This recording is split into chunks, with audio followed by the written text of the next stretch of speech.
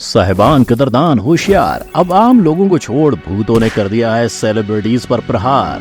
Yes, ये 100% सोने से भी खरी बात है। वरना आप ही बताओ, जिस मन्नत में जाने के लिए लोग मन्नतें मांगते हैं, उसके अंदर भूत की डायरेक्ट एंट्री कैसे? वो आज SR के आपको बता ही देंगे। अब डर का माहौल बन ही गया है तो उसे और बढ़ाएंगे तैमूर के पिताजी, जिन्होंने खुद पटौदी पैलेस में भूतों को बुलाया था। क्या यही वजह है कि आए दिन पटौदी पैलेस में गांव के लोगों ने प्रेत के साय को महसूस किया है? हेलो भाई लोग, मैं हूँ फैक्ट भाई, और ना सिर्फ मन्नत और पटौदी पैलेस पर भूत सुशांत के घर में भी थे। मगर क्या सुशांत की तबीयत उनकी वजह से बिगड़ी? अगर हाँ, तो क्या यही वजह है कि आज तक उनके कमरे पर ताले लगाए गए हैं? आइए जानते हैं। नंबर 1, मुंबई से दिल्ली रिटर्न। 4 दिन काफी है आपको ये अनुभव कराने के लिए कि आप एक गलत घर में रहते हो। ऐसा ही कुछ नरगिस फाकरी के साथ हुआ जब वो दिल्ली से मुंबई शिफ्ट हो गई। हालांकि जब वो शिफ्ट हुई, उन्हें वो जगह काफी नॉर्मल लगी, लेकिन फिर आई वहाँ रहने की पहली रात। उस रात उन्हें सपना आया कि एक 6 फुट 5 इंच लंबे कद वाला सफेद रंग का आदमी नरगिस को शमशान में लेकर जा रहा है। वहाँ वो कब्र खोद कर हड्डी समेत इंसान का मांस भी खा जाता है। जब वो यही चीज नरगिस को भी करने को कहता है, तभी नरगिस की आँख खुल गई। और भाई लोग, ये सपना नरगिस को सिर्फ एक बार नहीं, लगातार 4 रातों तक आता रहा। इसके बाद नरगिस ने वापस दिल्ली जाने का फैसला लिया, लेकिन जब वो शिफ्ट कर रही थी, तब उनके क्रू को नरगिस की कपबोर्ड से पक्षी के 6 मरे हुए बच्चे मिले।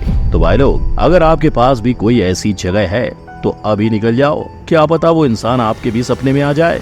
नंबर 2, लड़ लेंगे दोबारा। आता माजी सटकली। शायद अजय यही कहते होंगे जब भी उन्हें भूत दिखता होगा, क्योंकि 1991 में डेब्यू करने वाले अजय ने अपने करियर की शुरुआती 10 से 12 सालों तक भूतों का लगातार सामना किया था। First 10-12 years of our career, we've seen a lot of it. जी हाँ, शैतान मूवी की ट्रेलर लॉन्च पर अजय से जब पूछा गया कि क्या उन्हें कभी भूत का सामना करना पड़ा, तो अजय ने खुल के कह दिया कि हाँ, लेकिन जो भी चीज थी वो बस शुरुआती दिनों सालों तक। हालांकि ऑडियंस की सेफ्टी के लिए अजय ने उन हादसों के बारे में बताना ठीक नहीं समझा। मेरे साथ बहुत सारे ऐसे केसेस हुए हैं, लेकिन मैं उसके बारे में बात नहीं करूंगा। पहले हम लोग ऐसी जगहों पे आउटडोर्स भी जाया करते थे जहाँ पे हमारे साथ हुए हैं काफी केसेस। पर जरा सोचो, जहाँ कोई भूतों का एक बार भी सामना नहीं करना चाहता, वहीं अजय भैया 12 सालों तक भूतों से लड़ते रहे। साले मजाक बना के रखते, समझे क्या?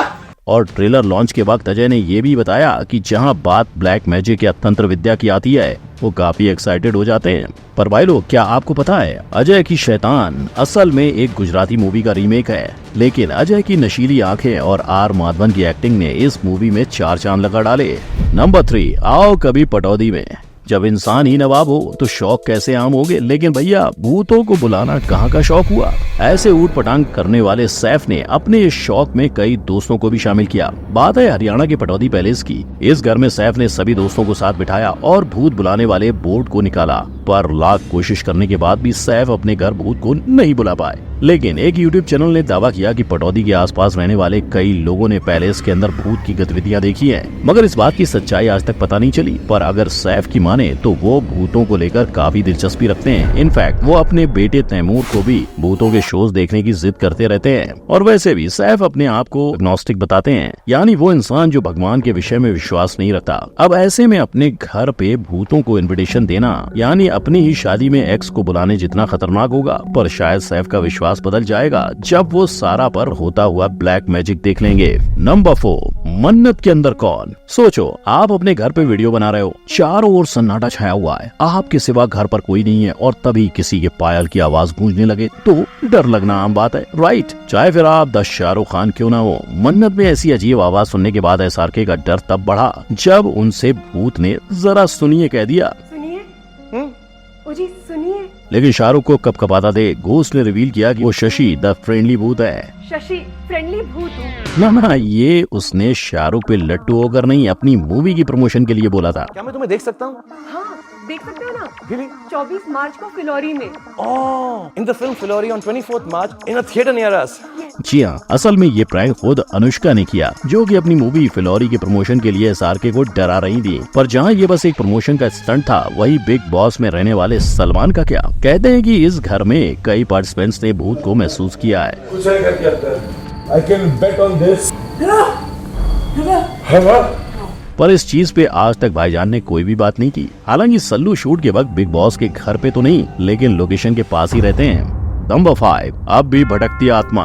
बाहर से कोई अंदर ना आ सके और अंदर से कोई बाहर ना जा सके। सोचो कभी ऐसा हो तो क्या हो। ये सवाल का जवाब शायद सुशांत के पास होता, क्योंकि जितने भी साल वो अपने बांद्रा वाले फ्लैट में रहे उन्हें एक भूत के साथ रहना पड़ा। हालांकि इसका खुलासा सुशांत ने नहीं, उसके साथ रहे चंद महीनों के रूममेट ने किया। उनका कहना था कि सुशांत का कैप्री हाइट्स वाला घर हॉन्टेड है और वो वहाँ से निकलना चाहते थे। इतना ही नहीं, इस घर के हॉन्टेड होने का दावा वो सुशांत की गर्लफ्रेंड ने भी किया था।